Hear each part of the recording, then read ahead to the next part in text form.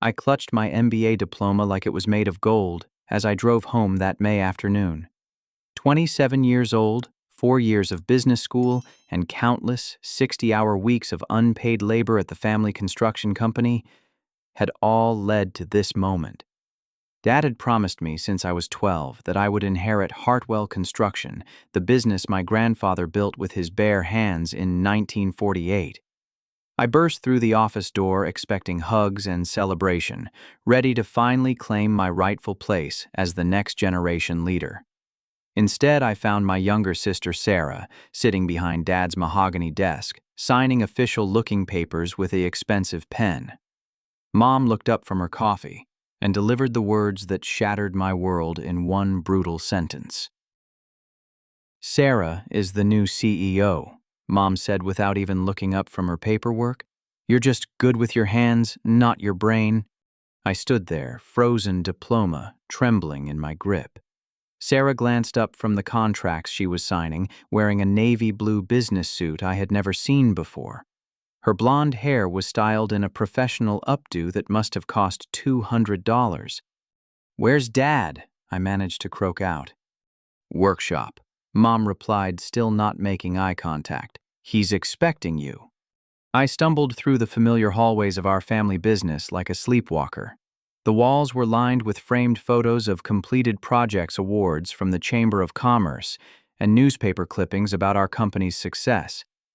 In every picture, I saw myself as a teenager learning to operate heavy machinery, as a college student managing summer crews, as a young man presenting project proposals to clients.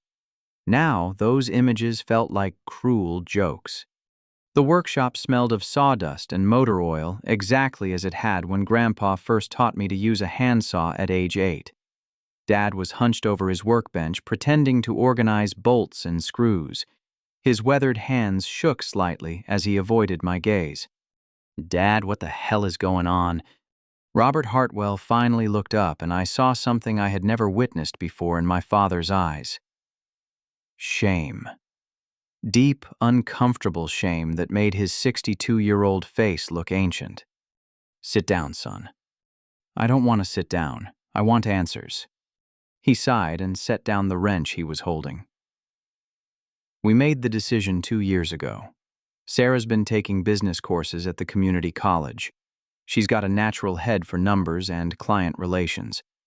2 years ago, while I was killing myself in graduate school thinking I was preparing to take over the company, you were never meant for the executive side, Ambrose. You're brilliant with tools, incredible with the crews, but running a business requires different skills." The workshop suddenly felt smaller, like the walls were closing in.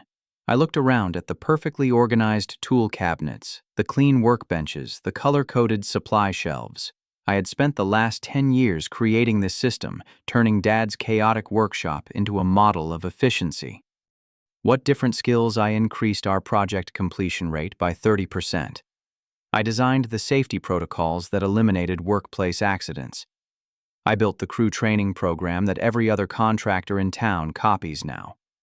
Those are operational improvements. Sarah understands profit margins, tax strategies, client acquisition. I have an MBA in business administration. I spent 4 years learning exactly those things.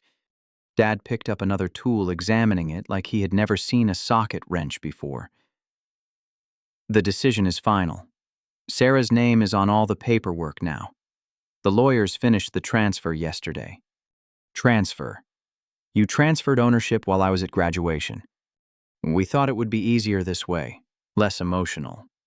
The workshop door opened and Sarah walked in, still carrying those official documents. She had changed since I left for school that morning. Gone was the uncertain 24-year-old who used to ask me for help balancing her checkbook. This person radiated confidence that seemed artificial, like she was wearing a costume. "Ambrose, I know this is a shock, but I hope we can work together. The company needs your expertise in the field." "Work together. This is my inheritance." "It was never guaranteed," she said, consulting a sheet of paper. "I've been reviewing the corporate structure with our attorney. Dad never put anything in writing about succession. It was always just an informal understanding. I stared at her, this stranger wearing my sister's face. Informal understanding. I've worked here since I was 16. I turned down job offers from competitors because Dad promised me this business. Promises aren't legally binding, Sarah replied, consulting what appeared to be notes from a legal consultation. But I'm prepared to offer you a position on the crew. Your experience would be valuable. The workshop fell silent except for the hum of fluorescent lights. I looked at Dad, hoping for some sign that this was an elaborate joke or test. Instead, he was studying his hands like they held answers to mysteries of the universe. How long have you been planning this? 2 years, Sarah admitted. Ever since I started taking business classes and realized how much potential this company has. Dad's been teaching me the financial side while you were focused on school. While I was working 60-hour weeks for free every summer and winter break. That's just family helping family, Dad said quietly. We never asked you to work for free. You never offered to pay me either. You said I was investing in my future ownership. Sarah cleared her throat and pulled out a manila folder. I've had accountants review our books. The free labor you provided over the years has an estimated value of $43,000.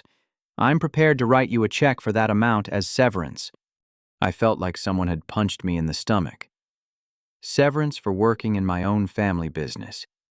It's a fair market calculation based on standard wages for construction work. Sarah, I managed entire project timelines. I supervised crews of 20 people. I negotiated material contracts that saved us hundreds of thousands of dollars, which were all valuable learning experiences for you, she replied, checking her watch like this conversation was keeping her from more important matters. But the company needs professional leadership now. I looked around the workshop one more time, seeing it with new eyes. Every tool had a story. The circular saw Dad bought when I was 14 and taught me to make precision cuts. The level that belonged to Grandpa still perfectly calibrated after 70 years. The measuring tape I had used to lay out my first foundation when I was 19. You've never even operated a power tool, I said to Sarah. I don't need to. I have crew supervisors for that. Crew supervisors who... I've hired Craig Morrison from Mountain Valley Construction. He starts Monday. I knew Craig Morrison. He was the guy who had been fired from 3 different companies for cutting corners on safety protocols. He was also the contractor who had underbid us on several projects by using inferior materials. Craig Morrison is incompetent. He has 15 years of experience and excellent references, Sarah replied, consulting her notes again. Experience at what? Getting people injured. Phew. I've made my decision. I realized that everything I thought I knew about my family was wrong. They had never seen me as the heir apparent. They had been using me as free labor while secretly preparing to cut me out entirely. The MBA that was supposed to be my final qualification for leadership was just an expensive distraction to keep me busy while they planned my betrayal. I need some air, I mumbled, heading for the door. Think about my offer, Sarah called after me. The position on the crew is still available. I walked outside into the spring afternoon, my diploma still clutched in my hand like evidence of a crime that had been committed against me. The next morning, I arrived at the company lot at 6:30 a.m., same time I had reported for work every day since I was 16. The familiar sight of orange pickup trucks and equipment trailers usually filled me with pride. Today, everything looked foreign. A brand new black Ford F-150 sat in Dad's parking space. As I climbed out of my beat-up Honda Civic, a stranger emerged from the shiny truck. He was about 40 medium height, wearing spotless work boots that had never seen a construction site. His safety vest looked like it had just been removed from packaging. You must be Ambrose, he said, extending a hand that felt soft as a baby's. Craig Morrison, your new operations manager. I shook his hand, noting the complete absence of calluses that marked a real construction worker.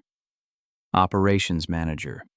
Sarah promoted me to oversee all field activities. She mentioned you might be interested in staying on as crew.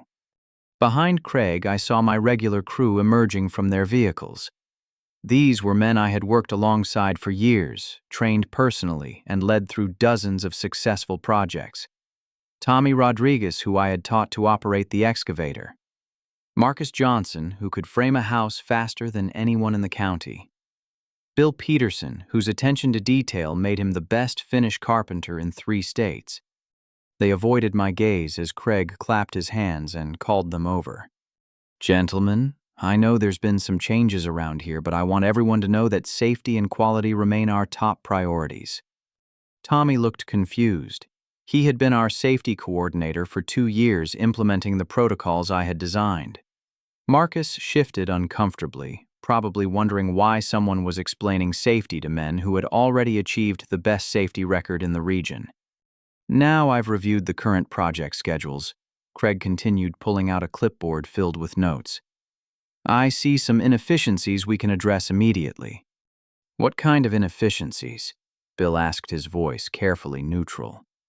Well, for example, you're using premium-grade lumber for framing when standard grade would be sufficient. That's money being wasted unnecessarily. I opened my mouth to explain that we used premium lumber because our clients paid for superior quality and durability, but Craig held up a hand to silence me. I know change is difficult, but I have 15 years of experience maximizing profit margins in construction. Marcus caught my eye and raised his eyebrows slightly. Everyone knew that cutting material costs was the fastest way to destroy a company's reputation. Our clients came to Hartwell Construction specifically because we delivered superior quality. Ambrose, Craig said, turning to me with a patronizing smile. Sarah mentioned you might be willing to stay on as general labor. We could use someone with your hands-on experience. General labor, the position I had held when I was 17, before I learned to read blueprints, before I started managing project timelines, before I became the person these crews looked to for leadership. What would that involve? I asked, though I already knew the answer would be humiliating. Basic tasks: moving materials, cleaning job sites, assisting the skilled tradesmen with preparation work. Tommy looked like someone had slapped him. He knew that I could install electrical systems, plumb entire buildings, and operate every piece of equipment in our fleet. The idea of me assisting him with tasks I had taught him to perform was absurd. The pay would be $12 per hour to start, Craig continued. If you prove yourself reliable, we might consider increases after 90 days. $12 per hour. I had been making more than that as a teenager. My MBA diploma, still in my truck from yesterday's disaster, had cost me $40,000 in student loans. I'll think about it, I said. Craig smiled like he was doing me an enormous favor. Take your time. But I'll need an answer by the end of the week. We're starting a new project Monday. The crew dispersed to their assigned tasks, but not before each man found a way to catch my eye and communicate their disbelief. These were people who had relied on my expertise, who had watched me solve problems that stumped contractors with twice my experience. Now they were being told to treat me like an untrained laborer. Around 10 a.m., Sarah's silver Lexus pulled into the lot. She emerged wearing another expensive business suit, this one charcoal gray, with a silk blouse that probably cost more than most of our crew made in a week. She was carrying a leather briefcase that looked like it belonged in a corporate boardroom, not on a construction site. Craig, she called out, her voice carrying across the lot. Could you give me a site tour? I'm bringing some potential investors by this afternoon. Potential investors. We had never needed outside investors. The company had been debt-free for 15 years, profitable every quarter, with enough cash reserves to handle any economic downturn. Craig hurried over like an eager puppy, pulling out his phone to show her something on the screen. I couldn't hear their conversation, but I saw Sarah nodding and making notes in a small leather notebook. 20 minutes later, she approached me while I was checking equipment inventory, a task I had performed every Monday morning for the past 4 years. Ambrose, I need you to clean Craig's work boots. He stepped in some mud and has a client meeting this afternoon. I looked down at Craig's pristine boots, which showed no evidence of mud or any other construction site hazards. They were cleaner than most shoes people wore to church. You want me to clean his boots? It's part of maintaining professional standards. We can't have our operations manager meeting clients with dirty footwear. I stared at my sister, searching for any trace of the person who used to ask me to help with her homework, who had cried when I left for college, who had always looked up to me as her big brother. This person was a stranger wearing Sarah's face. "Where's his boot cleaning kit?" "There's cleaning supplies in the office trailer." I walked to the trailer, which I had organized and maintained for years. Inside the metal filing cabinet, where I kept maintenance schedules and safety reports, I found a bottle of leather cleaner and some rags. Through the window, I could see Sarah and Craig standing together, occasionally pointing at different areas of the worksite. As I knelt in the mud to clean the boots of a man who knew less about construction than most high school shop students, I realized my family had not just stolen my inheritance. They had stripped me of my dignity, my professional identity, and my future. The worst part was that they seemed to think they were being generous by offering me a minimum wage position in the company I was supposed to inherit. The work boots were already spotless, but I polished them anyway, thinking about the MBA diploma in my truck and wondering if this was what my education had prepared me for. In the distance, I could hear Craig explaining to the crew how to properly stack lumber, apparently unaware that they had been stacking lumber efficiently for years before he arrived.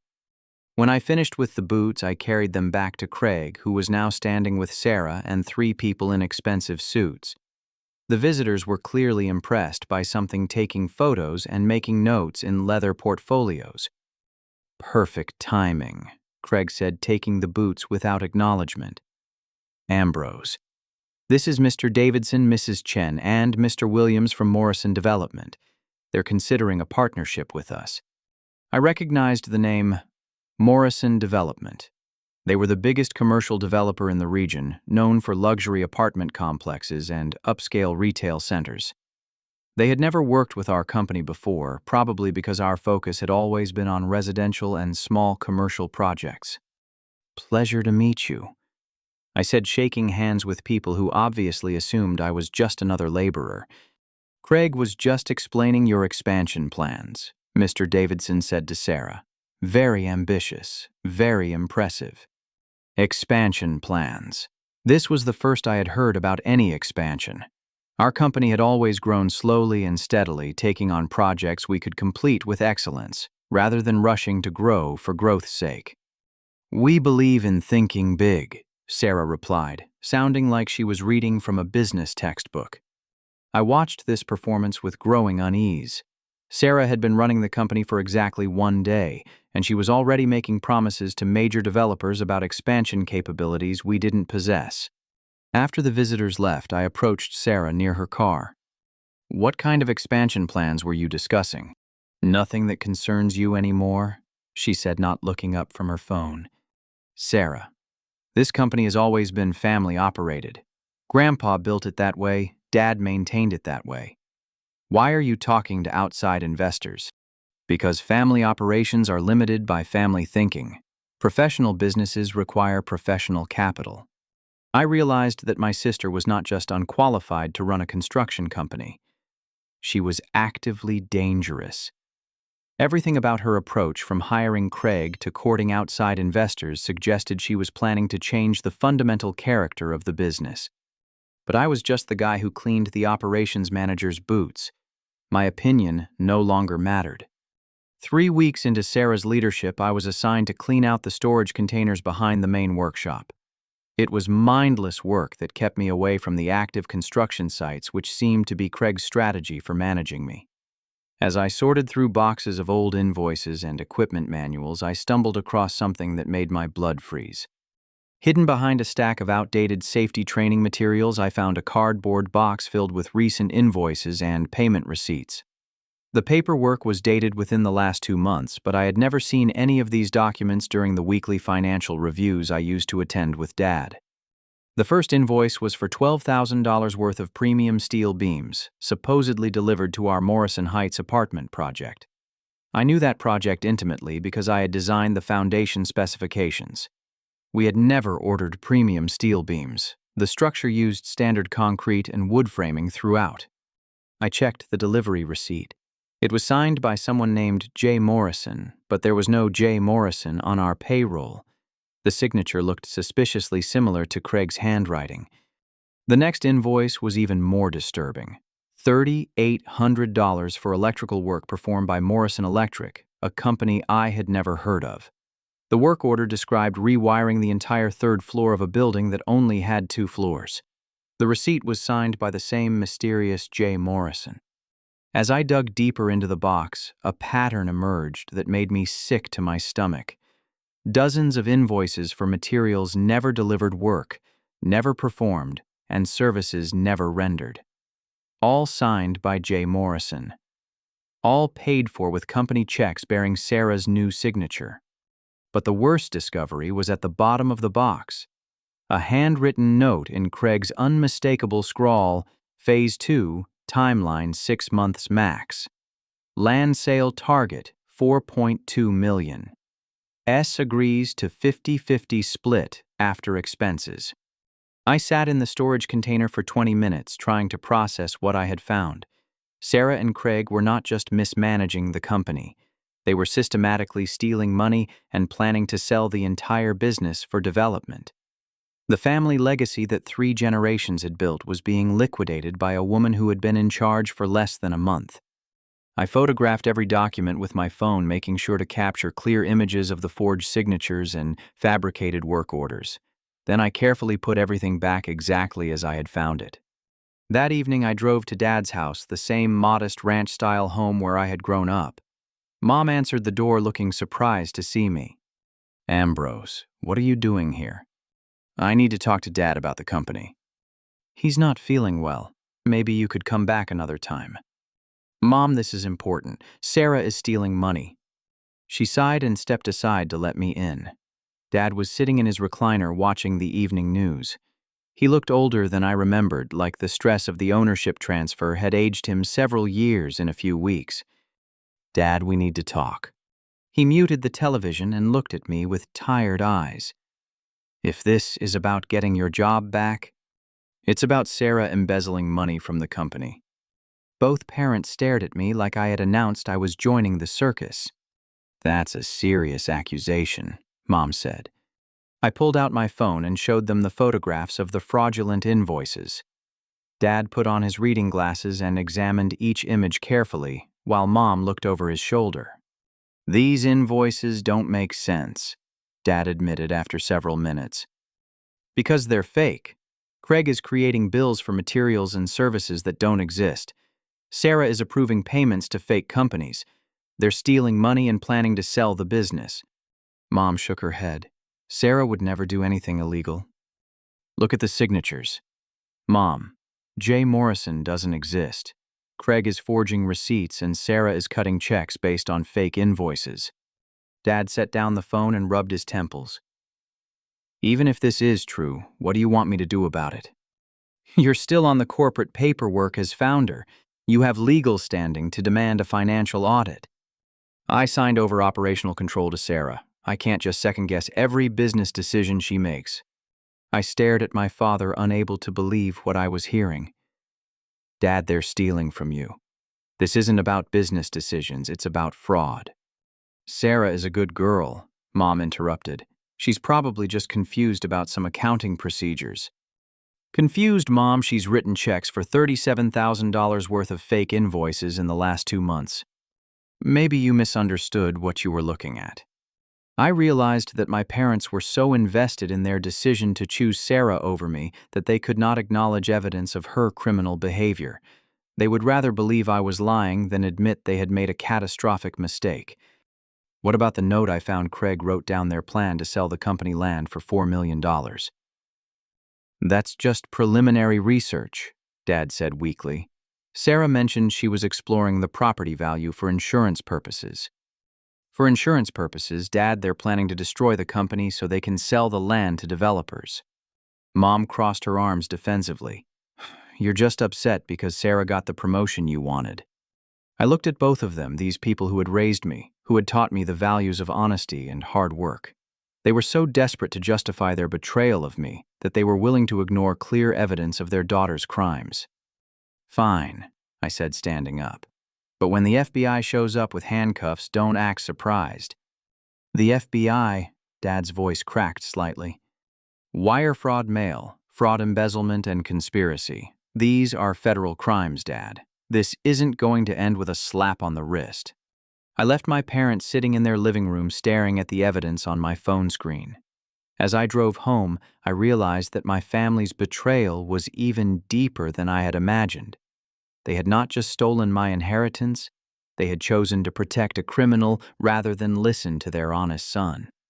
But I was no longer the naive young man who had walked into that office 3 weeks ago expecting hugs and congratulations. I was learning to think strategically, to plan several moves ahead, and to protect my own interests since no one else would. The next morning I went to work as usual, cleaned equipment as assigned, and kept my mouth shut about what I had discovered. But I also started making copies of every document I could access, building a comprehensive file of evidence that would eventually bring Sarah's criminal enterprise to an end. Craig seemed unusually nervous, checking his phone constantly and looking over his shoulder like he expected trouble. Sarah visited the site twice that day, both times huddling with Craig in urgent conversations that stopped abruptly whenever anyone approached. They had no idea that their plan had been discovered by the one person they had dismissed as irrelevant. They thought I was just the guy who cleaned boots and moved equipment. They were about to learn that underestimating me was the biggest mistake of their criminal careers. The Morrison Heights project was our company's most prestigious contract, a luxury apartment complex that showcased everything we did best. I had spent 6 months developing the architectural plans, coordinating with city planners, and designing custom solutions for the challenging hillside terrain. Now, I watched from a distance as Craig's incompetence destroyed everything I had built. On Monday morning, I arrived at the Morrison site to find City Inspector Janet Williams standing next to a stop work order posted on the construction trailer.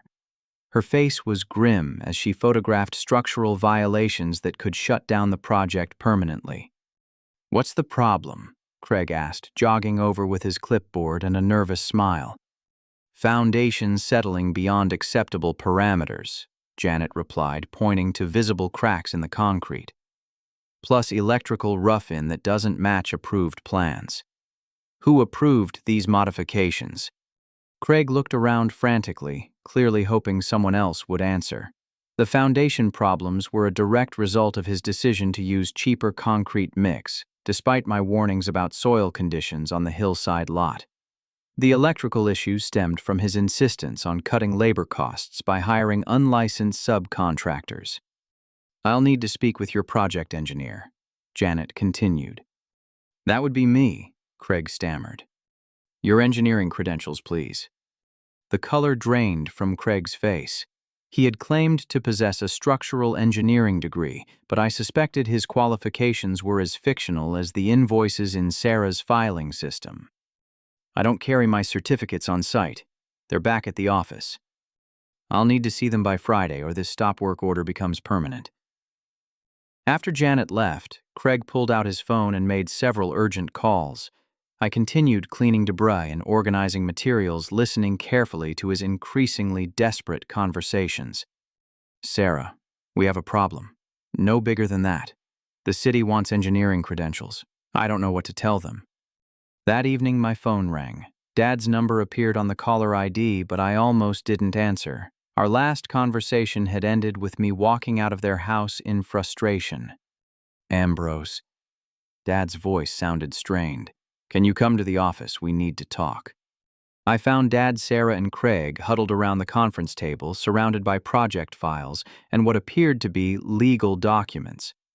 Sarah looked up when I entered, her usual confidence replaced by something resembling panic. "We need your help," she said without preamble. "My help with what?" "The Morrison project is having some technical difficulties," Dad explained diplomatically. "Technical difficulties. See, the foundation is failing because Craig used substandard concrete. The electrical work is completely wrong because he hired contractors who don't know local building codes." "Can you fix it?" Sarah asked directly. I looked around the table at these 3 people who had betrayed me, humiliated me, and dismissed my expertise. Now, they needed that same expertise to save them from the consequences of their incompetence. "Fix what exactly?" "The structural problems," Craig said. I'm sure it's just a minor adjustment to the plans.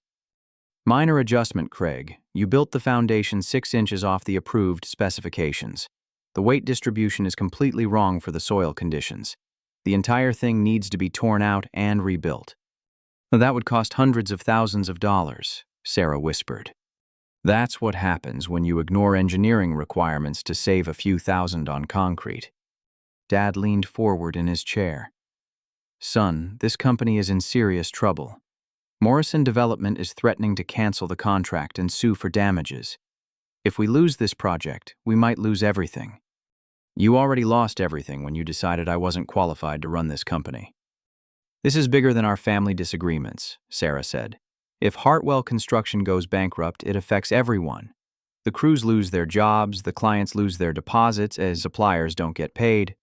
She was right, and she knew I would struggle to ignore the impact on innocent people who depended on the company for their livelihoods.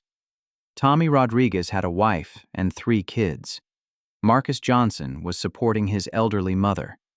Bill Peterson was 6 years away from retirement. What exactly are you asking me to do? Consult on the repairs, Dad said. Help us figure out how to salvage the Morrison project. As what general labor at $12 per hour, Sarah and Craig exchanged glances. Clearly, they had discussed this scenario before I arrived. We're prepared to offer you a temporary consulting fee, Sarah said, $25 per hour for engineering advice. $25 per hour, less than I had made as a teenager and a fraction of what qualified structural engineers charged for consultation. But it was their offer, and they were desperate enough to actually make it. I'll need full access to all project files and financial records. That's not necessary, Craig said quickly. We just need technical advice about the foundation repairs. If I'm consulting on this project, I need to understand the complete scope of problems. That means access to everything. Sarah looked uncomfortable, probably thinking about the fraudulent invoices hidden in her filing system. But with the Morrison project collapse threatening to destroy the company, she didn't have many options. Fine, full access. I spent that night reviewing every document related to the Morrison Heights project. The deeper I dug, the worse it became. Craig had cut corners on everything from site preparation to material specifications. The foundation problems were just the beginning. The electrical work would need complete replacement. The plumbing installations violated 3 different building codes. Even the lumber framing was substandard. But the most interesting discovery came from the financial records. Morrison Development had paid $340,000 up front for the project. Sarah had allocated only $190,000 for actual construction costs, apparently planning to pocket the difference. When the project inevitably failed, she could blame cost overruns and walk away with a substantial profit. The next morning I called Morrison Development directly and asked to speak with their project manager. His name was David Martinez, and he sounded frustrated when I introduced myself as the original designer for the apartment complex. Are you still working for Hartwell Construction? He asked. I'm consulting on the technical problems with your project. Technical problems. This is a complete disaster. Our inspection engineer says the foundation work is so far off specifications that the building could collapse within 2 years. I know. I designed the original plans. What you're seeing now bears no resemblance to what I created. David was quiet for several seconds. Would you be willing to meet with our development team? Off the record. That afternoon, I sat in Morrison Development's conference room looking at photos of the construction damage that Craig's incompetence had created. The Morrison executives were clearly angry, but they were also curious about why the project had gone so badly wrong. This doesn't match our understanding of Hartwell Construction's reputation, David explained. Your company has always been known for quality work. Under the previous management, yes. There have been some recent changes. I explained the ownership transfer Craig's hiring and the systematic departure from established quality standards. I showed them the original engineering plans I had created compared to what had actually been built. The differences were shocking even to me. What would it take to fix this project? Asked Rebecca Morrison, the company's senior development director. Complete demolition and restart. New foundation, new framing, new utilities. Essentially, you'd be building from scratch. Cost estimate, $450,000 minimum. Maybe $500 if you encounter unexpected soil problems. The Morrison executives exchanged glances. Their original contract was for $340,000 total. What about working with a different contractor? David asked carefully. You mean not Hartwell Construction? Hypothetically. I understood what he was really asking. Morrison Development needed to get out of their contract with Sarah's company, but they didn't want to lose their entire investment in the project. Hypothetically, if you had an experienced contractor who understood the site conditions and had access to the original engineering plans, the project could be completed correctly for the original budget. Do you know any contractors who fit that description? Rebecca asked with a slight smile. I looked around the conference room, realizing that this conversation had just taken a very interesting turn. Morrison Development wasn't just looking for a way to salvage their project. They were interviewing me for the job. I might know someone, I said.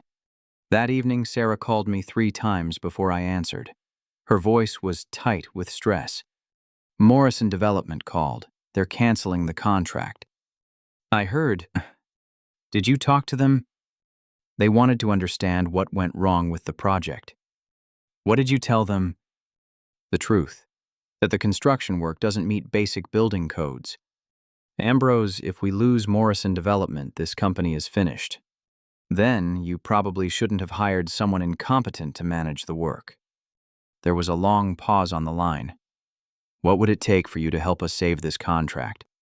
I don't think that's possible anymore, Sarah. Try. I pretended to consider her request. Full engineering control of the project. Craig reports to me, not the other way around, and access to all financial records to understand the budget problems. I can't give you authority over Craig. He's the operations manager. Then you're going to lose the Morrison contract. There has to be another way. There is. You could step aside and let someone qualified run the company. Sarah hung up on me. 20 minutes later, Dad called. Son, please don't destroy this business out of spite. I'm not destroying anything, Dad. I'm just not fixing problems I didn't create. This company is your grandfather's legacy. Then you should have thought about that before you gave it to someone who's stealing money and hiring incompetent managers. Sarah made some mistakes, but she's learning. Dad, she's not learning. She's committing crimes. And Craig isn't just incompetent, he's dangerous. Someone is going to get hurt on one of his job sites. Can't we work something out? Some kind of partnership between you and Sarah? I realized my father still didn't understand the scope of what his daughter had done. He thought this was a family squabble that could be resolved with compromise and goodwill. He had no idea that Sarah was facing potential federal charges for fraud. It's too late for partnerships, Dad. What does that mean? It means I'm done cleaning up other people's messes. From now on, I'm focusing on my own future. The next morning, I submitted my resignation from Hartwell Construction, effective immediately. I also sent certified letters to the State Licensing Board, the Better Business Bureau, and the local building department documenting the safety violations and code breaches I had witnessed under Craig's management.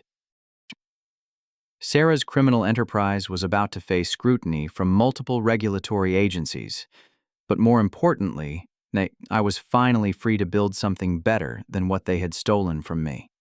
Morrison Development called me 2 days after I submitted my resignation from Hartwell Construction. Rebecca Morrison's voice sounded cautiously optimistic when I answered the phone. Ambrose, do you have time to discuss a business proposition? I was sitting in my apartment looking at job listings for construction managers at companies across 3 states. My savings account could cover living expenses for maybe 4 months, but I was surprisingly calm about my uncertain future. What kind of proposition? We'd like to offer you an exclusive contract to complete the apartment project under your own business entity. Full creative control, generous budget, and potential for additional projects if you're interested. I set down the newspaper and reached for a pen. What are the terms? $420,000 for the Morrison Heights completion. Plus, we have 2 additional residential developments planned for next year. If you can demonstrate the same quality standards you showed us in your original plans, we're looking at contracts worth over $2 million. $2 million in potential work, more than Hartwell Construction typically handled in 18 months. I'd need to establish a legal business entity, obtain proper licensing, and hire a qualified crew. We understand. Our legal team can recommend attorneys who specialize in construction company formation. As for licensing, your qualifications exceed state requirements. The crew situation might be more complicated. She was right about the crew. Tommy, Marcus, Bill, and the other skilled workers were still employed by Hartwell Construction, technically working under Craig's supervision. Poaching employees from my former family business would create legal complications and ethical dilemmas. When would you need an answer? 2 weeks. We're filing a formal breach of contract lawsuit against Hartwell Construction Monday morning. If you're willing to take on the project, we'd like to announce the new contractor arrangement simultaneously. That afternoon, I drove to the county courthouse and filled out paperwork to incorporate Precision Construction, LLC. The business license fee was $200, money I could barely afford, but the symbolic value was enormous. For the first time in my adult life, I owned something that no one could take away from me. The next step was more complicated. I needed equipment insurance and working capital to handle a $400,000 project. My savings account contained $8,000, and my credit rating was good but not exceptional. Traditional bank loans would take weeks to process, assuming I could even qualify as a brand new business with no credit history. That evening, I was reviewing equipment rental catalogs when my phone rang. The caller ID showed Marcus Johnson's number. Ambrose, is it true you're starting your own company? Word traveled fast in the construction community. Where did you hear that? Tommy's cousin works at Morrison Development. He said they're hiring you to fix the apartment project. It's not official yet. Can I ask you something off the record? Sure. Is this company going down because Craig doesn't know what he's doing and Sarah keeps making changes to established procedures? The guys are getting worried about their jobs. Marcus was one of the most reliable workers I had ever supervised. If he was concerned, the situation at Hartwell Construction was probably worse than I realized. I can't give you inside information about Morrison Development's plans. I understand. But hypothetically, if someone were to start a new construction company focused on quality work and fair treatment of employees, would there be opportunities for experienced crew members? I understood what Marcus was really asking. The core crew that had worked under my supervision for years was looking for an escape route from Craig's mismanagement. Hypothetically, a new company would need skilled workers who could maintain high standards and work independently. Hypothetically, what kind of compensation might be available? Decide. This was a delicate conversation. Discussing wages with employees of another company could be considered interference with business relationships. But Marcus had called me, and he was asking hypothetical questions about a hypothetical company. Market rates are better. Health insurance, retirement contributions, respect for experience and expertise. That sounds better than what we're getting now. After Marcus hung up, I realized that Morrison Development's offer was bigger than just one project. If I could recruit the experienced crew from Hartwell Construction, I would have the human resources to handle multiple projects simultaneously. More importantly, I would be providing job security for people who deserved better than Craig's incompetent leadership. But I would also be gutting my family's business of its most valuable assets, the skilled workers who actually knew how to build quality structures. Over the next week, I received similar phone calls from Tommy, Bill, and 3 other Hartwell Construction employees. Each conversation followed the same pattern: concerns about Craig's management, questions about employment opportunities at new companies, and requests for confidentiality.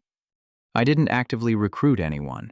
I simply answered their questions honestly and let them know that opportunities might exist for qualified people if my new business became successful. Meanwhile, Sarah's problems were escalating rapidly.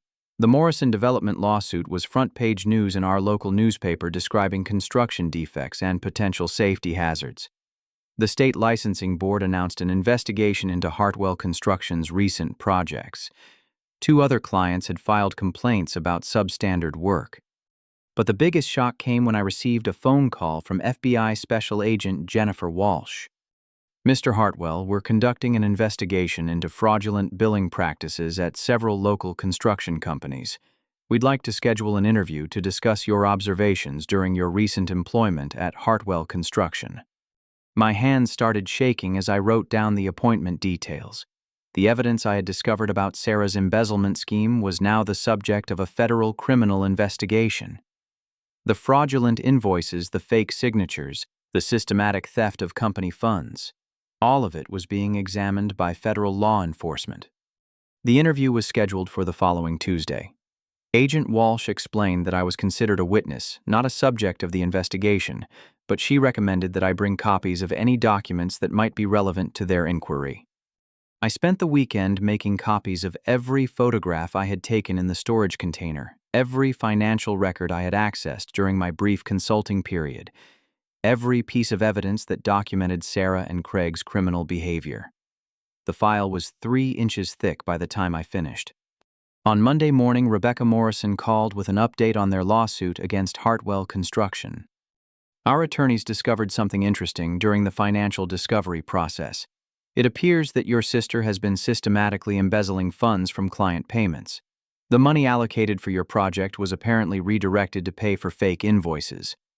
"How much money?" "Preliminary estimate is around $140,000 over the past 2 months. The pattern suggests this has been going on since she took control of the company." I felt sick thinking about my parents' reaction when they learned the true scope of Sarah's betrayal. They had chosen her. Over me, defended her against my accusations and dismissed clear evidence of her crimes. Now federal agents were building a case that could send their daughter to prison for years. "There's something else," Rebecca continued. "The fraudulent billing scheme involves a sophisticated network of fake companies and forged documents.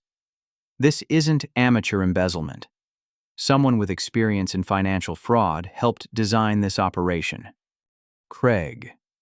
The mystery of his sudden appearance, his lack of construction experience, and his immediate integration into Sarah's plans suddenly made sense. He wasn't an incompetent operations manager. He was a con artist who had targeted our family business for systematic exploitation." "Are you still interested in taking over the Morrison Heights project?" Rebecca asked. "Absolutely." "Good. We'll have the contracts ready for signature Wednesday morning, assuming the FBI investigation doesn't create any complications for you personally." Wednesday morning, I signed the contracts that officially established Precision Construction as a legitimate business entity. The Morrison development payment schedule would provide enough working capital to purchase equipment, hire crew, and complete the apartment project according to my original specifications. But the most satisfying part of the day came when I received text messages from Tommy Marcus Bill and 4 other former Hartwell Construction employees. Each message contained the same basic information. They had submitted resignations effective immediately and were interested in discussing employment opportunities with Precision Construction. By the end of the week, I had hired 6 of the most skilled construction workers in the region, purchased a used equipment trailer and essential tools, and scheduled the demolition work to begin on the Morrison Heights project. Sarah called me Friday evening, her voice barely controlled hysteria. "Ambrose, everyone quit. Tommy, Marcus, Bill, everyone. I can't complete any projects without a crew. Maybe you should have treated them better. You stole my employees." I offered jobs to unemployed construction workers. They made their own decisions. "This is sabotage. You're destroying the family business out of revenge." "No, Sarah. You destroyed the family business when you decided to steal money and hire incompetent criminals to manage operations. I'm just building something better from the pieces you scattered. I could sue you for interference with business relationships." "You could try, but you might be too busy dealing with federal fraud charges to worry about civil litigation." Sarah was quiet for several seconds. "What are you talking about?" "The FBI contacted me about fraudulent billing practices at Hartwell Construction. They have evidence of systematic embezzlement involving fake companies and forged invoices." "Ring any bells?" The line went dead. 20 minutes later, Dad called. "Son, we need to talk. Sarah says the FBI is investigating the company." "That's correct." "She says you gave them information about internal business practices." "I provided evidence of criminal activity when federal agents asked for my cooperation. It's called being a law-abiding citizen." "But she's your sister. She's also a thief who's been stealing money from your company for months." Dad was quiet for a long time. "How bad is this going to get?" "Dad, she embezzled over $100,000. Craig helped design a scheme involving multiple fake companies and forged signatures. This is organized fraud, not a bookkeeping mistake." "What should we do?" "Hire a good criminal defense attorney and hope Sarah decides to cooperate with the federal investigation. If she tries to fight the charges, this could drag on for years." "What about the business?" "What business? You have no contracts, no crew, no reputation, and no money. Sarah destroyed everything Grandpa built." I could hear Dad crying on the other end of the line. It was the first time I had ever heard my father cry, and it broke my heart despite everything that had happened between us. "I'm sorry, son. We made a terrible mistake." "I know, Dad. Is there any way to fix this?" I looked around my apartment, which was now serving as the corporate headquarters for precision construction. My dining room table was covered with contracts permits and employee paperwork. My living room wall displayed the engineering plans for 3 different projects worth over $2 million in total value. "It's already fixed, Dad. I built something new." 6 months after signing my first contract with Morrison Development Precision Construction, had become the fastest-growing construction company in the region. We completed the Morrison Heights apartment complex 2 weeks ahead of schedule and $15,000 under budget. The quality of our work was so exceptional that Morrison Development featured the project in their marketing materials as an example of superior craftsmanship. But the success of my business was overshadowed by the spectacular collapse of Hartwell Construction and the criminal prosecution that destroyed my family's reputation. The FBI investigation culminated in a series of early morning arrests that made front-page news across the region. Federal agents executed search warrants at the company office, Sarah's home, and Craig's apartment, seizing computers, financial records, and evidence of the fraudulent billing scheme. Sarah was charged with wire fraud, mail fraud, embezzlement, and conspiracy to commit financial crimes. Craig faced additional charges for identity theft and running a criminal enterprise. The indictment described a sophisticated operation that had stolen over $300,000 from multiple victims. The court documents revealed details that shocked even me. Craig Morrison was actually Craig Peterson, a convicted con artist who had served 18 months in federal prison for a similar construction fraud scheme in Colorado. He had used fake references and forged credentials to get hired by Sarah, then systematically exploited her inexperience and greed to steal money from the family business. But the most damaging revelation was that Sarah had known about Craig's criminal background for months. Text messages recovered from her phone showed that she had discovered his true identity in March, but continued working with him because their theft operation was so profitable. The local newspaper covered every detail of the trial with the kind of breathless intensity usually reserved for celebrity scandals. Headlines like, "Family Business Destroyed by Greed," and "Sister Betrays, Brother Steals Inheritance," dominated the business section for weeks. Dad testified as a witness for the prosecution, describing how Sarah had gained his trust and manipulated him into transferring ownership of the company. His testimony was heartbreaking, showing a man who had been completely deceived by his own daughter. Mom refused to accept Sarah's guilt even when presented with overwhelming evidence. She maintained that Sarah was the victim of Craig's manipulation, despite text messages proving that Sarah had initiated many of the fraudulent transactions. The trial lasted 3 weeks. The jury deliberated for less than 4 hours before returning guilty verdicts on all charges. Sarah was sentenced to 30 months in federal prison, followed by 2 years of supervised release. Craig received 60 months due to his prior convictions and leadership role in the conspiracy. The civil consequences were equally devastating. Morrison Development's lawsuit resulted in a judgment of $460,000 against Hartwell Construction. Other defrauded clients filed additional claims totaling over $200,000. The company was forced into bankruptcy, and all remaining assets were liquidated to pay creditors. Dad lost the family home, his retirement savings, and the business that had been his life's work.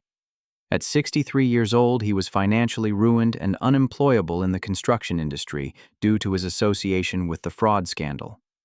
The day after Sarah was sentenced, Dad called me from a motel room where he and Mom were staying temporarily. "Son, I need to ask you something, and I want a completely honest answer." "Okay." "Did we destroy your life when we chose Sarah over you?" I was sitting in my new office looking at contracts for 5 different projects worth over $4 million in combined value. Through the window, I could see the parking lot where my crew's trucks were lined up, each one representing a skilled worker who had chosen to follow my leadership rather than stay with the sinking ship of Hartwell Construction. "No, Dad, you didn't destroy my life. You forced me to build a better one." "I don't understand." "If you had given me the family business like you promised, I would have spent the next 30 years maintaining what you and Grandpa built. I would have been successful, but I wouldn't have been exceptional. And now I own a company that's already bigger and more profitable than Hartwell Construction ever was. I have contracts with clients who trust my vision and employees who respect my leadership. I built something that belongs completely to me." Dad was quiet for several seconds. "Are you happy?" I thought about the question carefully. 6 months ago, I had been devastated by my family's betrayal, humiliated by their treatment of me, and terrified about my financial future. Today, I was financially secure, professionally respected, and emotionally at peace. "Yes, Dad, I'm happy." "Good, that's important." "What about you? Are you okay?" "Your mother and I are staying with my brother in Phoenix until we figure out what to do next. The bankruptcy lawyers say we might be able to keep some retirement funds if we're careful." "Dad, I want to offer you something. I can't accept charity from my son." "It's not charity, it's a job offer." I had been thinking about this conversation for weeks, knowing that my father's financial situation was desperate, but uncertain about how to help without appearing condescending. "What kind of job?" "Senior training coordinator. I'm expanding the company and I need someone to develop apprenticeship programs for new hires. Someone with 30 years of experience who understands how to teach construction skills properly." "You want me to work for you?" "I want you to help me build something worthy of Grandpa's memory." Dad started crying again, but this time they sounded like tears of relief rather than despair. "What about your mother? She's still defending Sarah, still convinced this whole thing is somehow your fault." "The job offer includes health insurance and a housing allowance. If Mom wants to come to Colorado, she's welcome. If she wants to keep believing that Sarah is innocent, that's her choice." Colorado. Morrison Development is opening a new division in Denver. They want Precision Construction to handle all their Colorado projects. It's an exclusive contract worth over $10 million. I could hear Dad's sharp intake of breath. $10 million was more money than Hartwell Construction had handled in its entire 70-year history. "Son, how did this happen so fast?" "Hard work, honest dealing, and surrounding myself with people who share my values, plus getting rid of everyone who didn't believe in what I was trying to build, including your family. Dad, family isn't about blood relationships. It's about people who support your dreams, respect your efforts, and stand by you when things get difficult. Sarah was my sister, but she was never my family. Tommy, Marcus, and Bill are my family. Rebecca Morrison and David Martinez are my family. You can be my family too if you want." 3 weeks later, Dad flew to Colorado and started work as Precision Construction's Senior Training Coordinator. His first project was developing a mentorship program that paired experienced craftsmen with apprentice workers, ensuring that traditional construction skills were passed down properly to the next generation.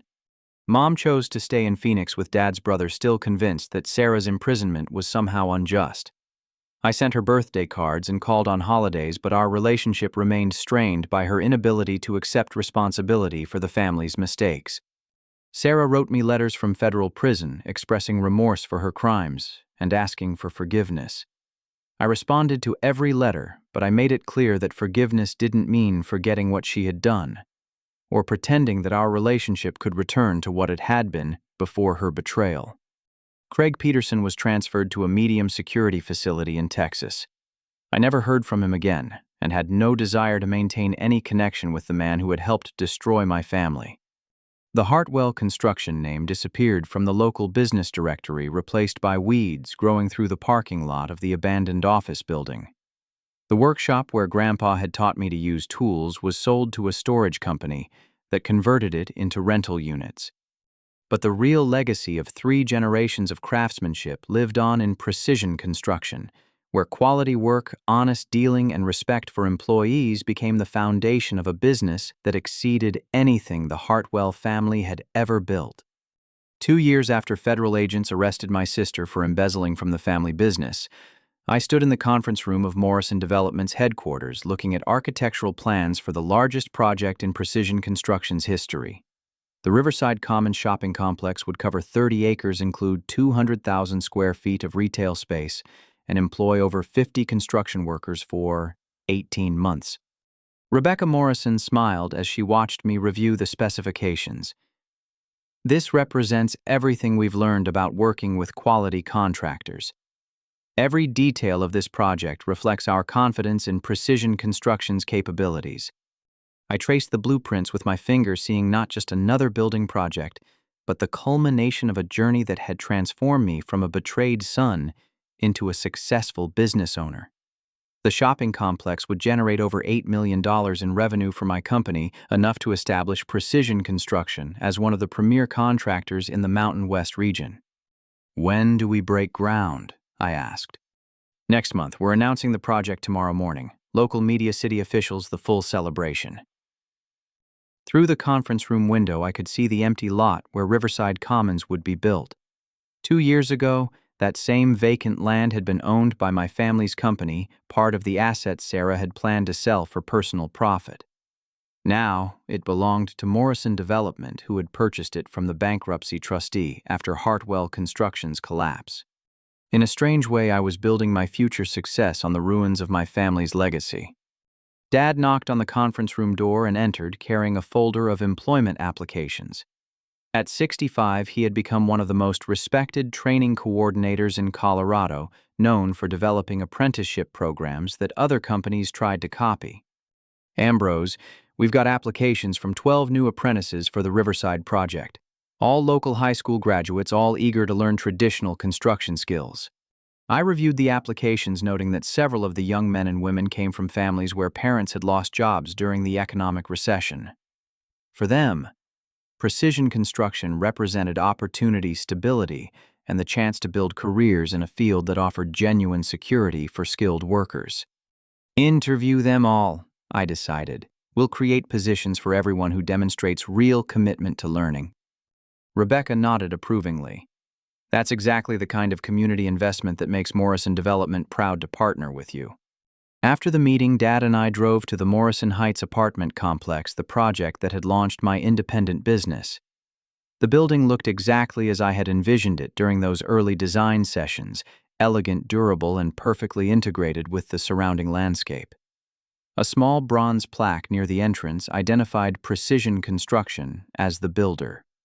"Do you ever think about what would have happened if Mom and I had made different decisions?" Dad asked as we stood looking at the completed building. "Sometimes, but I've learned that dwelling on alternative histories is a waste of mental energy. I destroyed everything Grandpa built because I was too proud to admit I was wrong about Sarah." I understood Dad's guilt, but I also knew that self-recrimination wouldn't change the past or improve the future.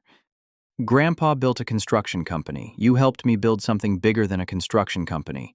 You helped me build integrity, resilience, and the ability to create value from nothing. How do you figure that?" Think about what I learned from watching Sarah's betrayal. I learned that competence matters more than favoritism. I learned that character determines destiny more than circumstances.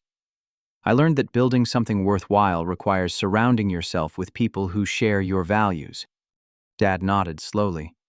"Sarah called me last week. She's scheduled for release in 6 months." I had been expecting this conversation. Sarah's letters had become more frequent as her release date approached, filled with plans for rebuilding her life and hopes for family reconciliation. What did she say? She wants to apologize in person. She's been taking business courses in prison and thinks she might be able to contribute to precision construction in some capacity. The idea of Sarah working for my company was simultaneously ridiculous and heartbreaking. Ridiculous because I would never trust her with any position involving financial responsibility. Heartbreaking because she was still my sister, despite everything that had happened between us. What did you tell her? I told her that you're the only person who can make decisions about employment at Precision Construction. But I also told her that you're a fair man who believes in second chances for people who demonstrate genuine change. We drove back to the Precision Construction offices, which now occupied a modern building in the downtown business district. The company employed 38 people, from experienced project managers to apprentice carpenters, all working on projects that range from custom homes to major commercial developments. Tommy Rodriguez met us in the parking lot wearing the safety supervisor uniform that reflected his promotion to company-wide safety coordinator. He had earned the position through years of dedication and his natural ability to teach younger workers proper safety protocols. Boss, I wanted to show you the quarterly safety report. 0 accidents, 0 worker compensation claims, and recognition from the State Labor Department for excellence in workplace safety. I reviewed Tommy's report, noting that our safety record exceeded industry standards by substantial margins. This achievement reflected the company culture we had built, where experienced workers took personal responsibility for training and protecting newer employees. Outstanding work, Tommy. Make sure every crew leader gets a copy of this report. As Tommy walked back toward the building, Dad smiled. He's proud to work for you. He's proud to work for a company that respects his expertise and values his contributions. That's what you always wanted from Hartwell Construction. Yes, but wanting something and building something are completely different challenges. That evening, I sat in my office reviewing financial projections for the next fiscal year. Precision Construction was on track to generate over $12 million in revenue with profit margins that reflected our reputation for quality work and efficient operations. We had enough cash reserves to weather economic downturns, enough equipment to handle multiple projects simultaneously, and enough skilled employees to compete for any contract in the region. More importantly, we had built a company culture that attracted the best workers and most demanding clients. People wanted to work for Precision Construction because we offered fair wages, comprehensive benefits, opportunities for advancement, and respect for individual contributions. Clients chose us because we delivered superior results on time and within budget. My phone rang, interrupting my financial planning. Rebecca Morrison's name appeared on the caller ID. Ambrose. I wanted to give you advance notice about something exciting. Morrison Development is being acquired by a national real estate firm. They're planning to expand our model to 12 western states. Congratulations. The new ownership wants Precision Construction to be their exclusive contractor for all projects in Colorado, Utah, and Arizona. We're talking about a 5-year contract worth over $40 million. I set down my pen and stared at the financial projections that had suddenly become irrelevant. $40 million in guaranteed work would transform Precision Construction from a regional contractor into a major player in the Western construction market. What would that involve? Opening offices in Salt Lake City and Phoenix, hiring additional crews and project managers, expanding your equipment fleet and operational capacity. And the timeline: 18 months to complete the expansion. Full operations in all 3 states by the beginning of the 3rd year. After Rebecca hung up, I walked to the window of my office and looked out at the city lights. Somewhere in this metropolitan area, there were young people working dead-end jobs, dreaming of opportunities to build careers in meaningful work. There were experienced construction workers employed by companies that didn't appreciate their skills or respect their contributions. There were families struggling with unemployment and economic uncertainty. Precision Construction's expansion would create hundreds of jobs, provide career opportunities for thousands of workers, and contribute to the economic development of communities throughout the Mountain West. We would build shopping centers, apartment complexes, office buildings, and infrastructure projects that would serve millions of people for decades. But the most satisfying aspect of this opportunity was knowing that everything we accomplished would be built on principles of integrity, competence, and respect for human dignity. We would succeed because we treated people fairly, delivered superior results, and honored our commitments. 6 months later, Sarah was released from federal prison and moved to a halfway house in Denver. She called me on her second day of freedom, asking if we could meet for coffee to discuss her future plans. I agreed to meet her at a downtown cafe, curious about how prison had changed her and whether she had gained genuine insight into the consequences of her criminal behavior.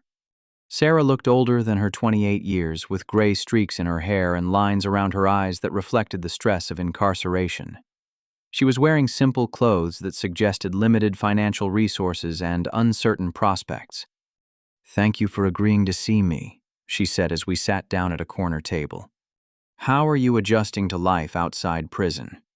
"It's difficult.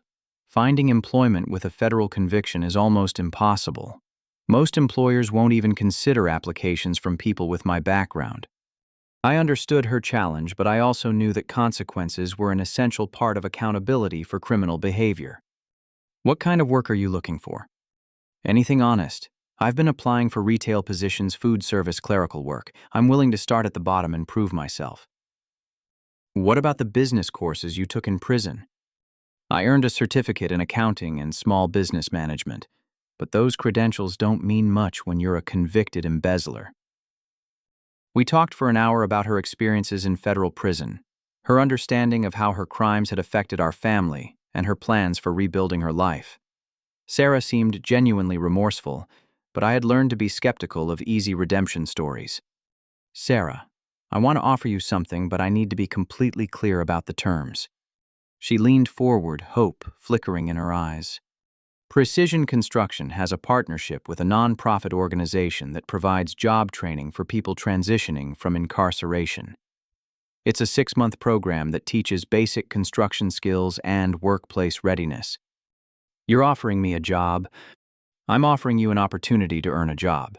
If you complete the training program successfully and demonstrate reliable attendance and honest behavior, I'll consider hiring you for an entry-level position."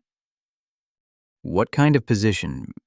"General labor, moving materials, cleaning job sites, assisting experienced workers with basic tasks." Sarah's face fell slightly. She had probably hoped for something more prestigious, some acknowledgement of her business education or family connection. "The pay is $18 per hour to start. Health insurance after 90 days.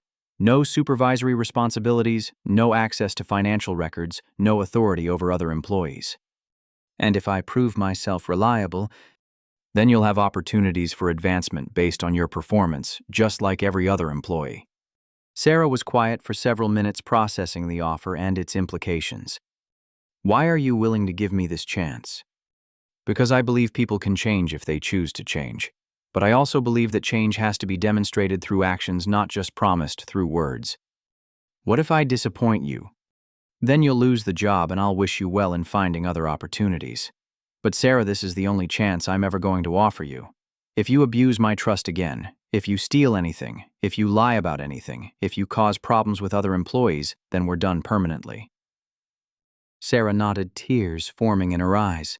"I understand. One more thing. You're not my sister at this company. You're just another employee who happens to share my last name. You earn respect and advancement through your work, not through family connections." "I understand that too." Sarah completed the job training program with perfect attendance and positive evaluations from her instructors. She started work at Precision Construction as general labor, arriving early every morning and staying late when extra work was available. Over the following months, I watched her interact with other employees, handle routine responsibilities, and respond to supervision from crew leaders. She worked quietly, asked appropriate questions, and demonstrated genuine commitment to doing quality work. 12 months after her release from prison, I promoted Sarah to Equipment Maintenance Coordinator, a position that involved organizing tools and supplies, but required no financial authority. She had earned the promotion through consistent performance and had gained the respect of coworkers who knew nothing about her criminal history. Today, 4 years after federal agents arrested her for embezzlement, Sarah is a crew supervisor for Precision Construction's residential division. She earns $52,000 per year, supervises 8 employees, and has become one of our most reliable project coordinators. But more importantly, she has rebuilt relationships with our family, contributed to our community, and demonstrated that people can overcome their worst mistakes if they're willing to accept responsibility and commit to genuine change. The business that Sarah's crimes forced me to build has become everything I dreamed the family company could have been. We employ over 200 people across 3 states. We've completed projects worth over $100 million. We've trained hundreds of apprentice workers who have gone on to successful careers throughout the construction industry. But the greatest achievement is not the financial success or professional recognition. The greatest achievement is building a company where people are valued for their contributions, where quality work is the standard expectation, and where everyone has opportunities to grow and succeed based on their efforts and character. Sometimes the worst thing that can happen to you forces you to become the best version of yourself. My family's betrayal taught me that real inheritance isn't something that's given to you. It's something you build with your own hands, your own vision, and your own commitment to doing things the right way. That's the lesson I hope everyone takes from this story. When people underestimate you, when they dismiss your potential, when they choose someone else over, you remember that you have the power to build something better than what they took away. Success isn't about proving other people wrong. It's about proving yourself right. What challenges have forced you to discover strengths you didn't know you had?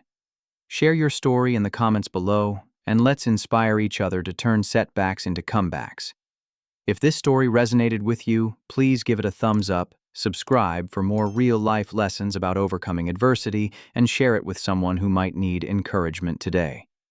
Remember, your greatest victories often come from your most painful defeats. Thank you for listening. And may you always have the courage to build something better from the pieces life scatters at your feet.